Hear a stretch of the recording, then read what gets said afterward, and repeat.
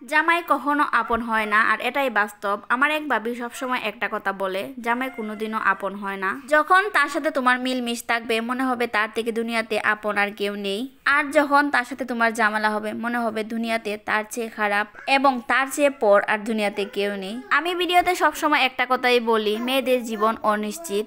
তারা কোনো সময় বাবার বাড়ি আবার কোনো সময় জামাইয়ের বাড়িতে মানায় নেওয়া লাগে। তারা কোনো সময় বাবা বা ভাইয়ের কথায় উঠবস করা লাগে, আবার কোনো সময় জামাইয়ের কথায় উঠবস করা লাগে। কোনো সময় বাবার বাড়ির মানুষকে খুশি রাখতে সবকিছু মাইনা নেওয়া লাগে, আবার কোনো সময় জামাইয়ের বাড়ির মানুষকে খুশি রাখতে সবকিছু মাইনা নেওয়া লাগে। কারণ সবসময় আমি একটা কথা বলি যে প্রতিটা মেয়েরই ইনকাম করাটা খুব প্রয়োজন। প্রতিটা মেয়েরই বাবার বাড়ি এবং জামাইয়ের বাড়ি হয়, কিন্তু নিজের বাড়ি হয় না। আমি চাই আমার একটা নিজের বাড়ি, শুধুমাত্র আমার না, প্রতিটা মেয়েরই একটা নিজের বাড়ি থাকা খুব প্রয়োজন। সেই সাথে প্রতিটা মেয়ের ইনকাম করাটা খুব বেশি প্রয়োজন নিজের জন্য। কারণ ওই যে বললাম, জামাই কোনোদিনও আপন হয় না। যদিও সব মেয়ের জীবন এক না, হাতের পাঁচ আঙ্গুল যেমন সমান না, ঠিক সব মেয়ের জীবনটাও এক না।